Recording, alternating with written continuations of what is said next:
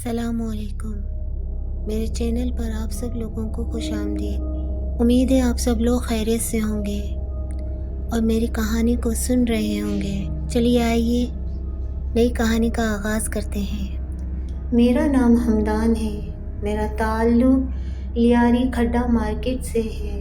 ہم نے اپنی زندگی کا بڑا حصہ اسی علاقے میں گزارا ہے اور آج بھی یہیں رہائش پذیر ہیں۔ ہم 4 دوستوں کا گروپ تھا، میں، سنی، اظہر اور مہاد۔ ہمارا ہر وقت کا ساتھ، ہنسی مذاق، ملنا جلنا، ہوٹل پر بیٹھنا، سب کچھ ایک ساتھ ہوتا تھا۔ ہم اپنے گھر والوں سے زیادہ ایک دوسرے کے ساتھ وقت گزارتے تھے۔ ہم میں سے اگر ایک بھی فارغ ہوتا تو باقی 3 کو بھی لے آتا۔ میں، سنی اور اظہر کی رہائش قریب قریب تھی۔ اظہر کے پاس گاڑی ہوتی تھی، ہم اسی کے ساتھ پہنچ جاتے، جبکہ مہاد کچھ فاصلے پر رہتا تھا، وہ اپنی بائک پر آ جایا کرتا تھا۔ یہاں ہوٹل رات دیر تک کھلے رہتے ہیں۔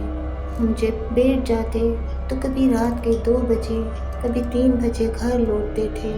میری یہ کہانی مہاد سے شروع ہوتی ہے۔ مہاد ہم سب میں بہت ہی ملٹی ٹیلنٹڈ لڑکا تھا۔ وہ مختلف جگہوں پر نوکری کر چکا تھا۔ ان دنوں وہ ایک نئی جاب کر رہا تھا، صابن بنانے کے کارخانے میں۔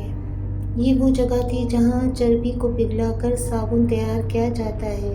اس طرح کی فیکٹریوں میں شدید بدبو ہوتی ہے، اس لیے یہ کارخانے عموماً غیر آباد علاقوں میں بنائے جاتے ہیں۔ یہ کارخانہ مہاد کے ایک جاننے والے لڑکے اظفر نے بنایا تھا۔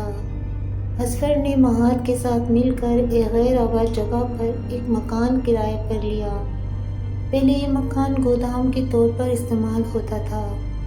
مشین لی گئی، انتظامات کیے گئے اور کام شروع ہو گیا۔ مظہر نے کام کے لیے ایک اور لڑکے ریحان کو مہاد کے ساتھ رکھ لیا تھا اور اس فیکٹری میں صابن بننے لگا۔ وہاں صبح 10 بجے جاتا اور رات 8-9 بجے واپس آتا۔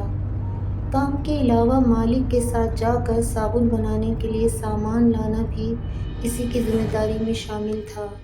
جب وہ سامان لینے جاتا تو ریحان کارخانے میں اکیلا ہوتا۔ پہلے ہی دن ریحان نے شکایت کی کہ جب وہ اکیلا ہوتا ہے تو بار بار دروازہ خود بخود کھلتا اور بند ہوتا ہے۔ اس کا کہنا تھا کہ یہاں چیزیں ہیں جو تنگ کرتی ہیں۔ بعد میں انہیں پتہ چلا کہ وہاں چیزیں نہیں بلکہ پورا جنات کا قبیلہ آباد تھا، جنہیں ان لوگوں کا وہاں آنا پسند نہیں تھا۔ ابھی تو آغاز تھا۔ جب یہ لوگ سامان لے کر واپس آتے تو ریحان کی کوئی نہ کوئی شکایت ہوتی، وہ کام ٹھیک سے کر ہی نہیں پا رہا تھا۔ چوتھے دن اظفر نہیں آیا تھا۔ اس دن بہت کام تھا، اس لیے مہاد صبح سے ہی لگ گیا۔ ریحان اور مہاد دونوں کام میں مصروف تھے۔ اس دن واقعی مہاد کو احساس ہوا کہ ریحان ٹھیک کہتا تھا۔ مہاد نے صاف اور گندی چربی الگ کی تاکہ انہیں مشین میں ڈال دے، لیکن لمحے بھر میں نہ جانے کیا ہوا کہ دونوں مکس ہو گئیں۔ پہلے تو اسے لگا شاید اس سے غلطی ہوئی ہے۔ اسے دوبارہ محنت کر کے چربی الگ کی۔ آدھا گھنٹہ لگا۔ وہ پلٹ کر مشین کا پلگ لگانے لگا، لیکن جب واپس پلٹا تو دوبارہ صاف اور گندی چربی مکس ہو چکی تھی۔ اس بار غلطی اس کی نہیں تھی۔ ریحان وہیں بیٹھا صابن الگ کر رہا تھا۔ مہاد نے ریحان کو ساتھ کھڑا کر کے دوبارہ کام مکمل کیا۔ ابھی فارغ ہی ہوئے تھے کہ صحن میں زوردار دھماکے کی آواز آئی۔ دونوں بھاگ کر گئے تو دیکھا کہ سارے تیار کیے ہوئے صابن الٹے پڑے ہیں، حالانکہ ابھی وہ انہیں ترتیب سے رکھ کر آئے تھے۔ ایسا لگ رہا تھا کہ کسی نے جان بوجھ کر زمین پر پھینکے ہیں۔ ان لوگوں نے دوبارہ صابن سیدھے کیے۔ کچھ دیر بعد مہاد کو واضح طور پر محسوس ہوا کہ پچھلے کمرے سے کوئی سایہ نکل کر باہر کی جانب بھاگا ہے۔ یہ دیکھ کر مہاد چونک گیا، مگر خاموشی سے اپنے کام میں مصروف رہا۔ یہ واقعہ ایک بار نہیں 3-4 مرتبہ ہوا۔ نہ صرف مہاد بلکہ ریحان نے بھی کسی کو صحن میں چلتے پھرتے محسوس کیا۔ کھانے کے وقت وہ دونوں ہوٹل چلے گئے۔ وہاں انہوں نے کھل کر بات کی۔ اظفر کو بھی بلا لیا گیا، اسے ساری بات بتائی۔ مگر وہ کوئی خاص اہمیت نہیں دے رہا تھا۔ مہات کے اصرار پر اظفر مولوی صاحب سے کچھ نقش لے آیا کہ انہیں فیکٹری میں چاروں طرف لگا دو، چیزیں آنا بند ہو جائیں گی۔ اگلے دن مہات نے جا کر فیکٹری کے سب کونوں میں وہ نقش ٹھوک دیے، اور یہیں اس کی غلطی تھی۔ نقش لگانے کے بعد مہات کے کاندھے بھاری بھاری رہنے لگے۔ اگلے 4 ماہ عجیب ہی گزرے۔ مہات کی صحت گرنے لگی۔ ہم نے اسے ڈاکٹر کے پاس لے کر گئے، سارے ٹیسٹ صحیح آئے، مگر ہر دیکھنے والا یہی کہتا، یہ بیمار لگ رہا ہے۔ آوازیں تو ختم ہو گئیں، لیکن چیزیں ختم نہیں ہوئیں۔ ان نقشوں نے ان جنات کے خاندان کو نقصان پہنچایا تھا۔ اب وہ آہستہ آہستہ مہات کو اور کارخانے کو نقصان پہنچا رہے تھے۔ مال خراب ہو جاتا، کمپلین آتی، پیسے رک جاتے۔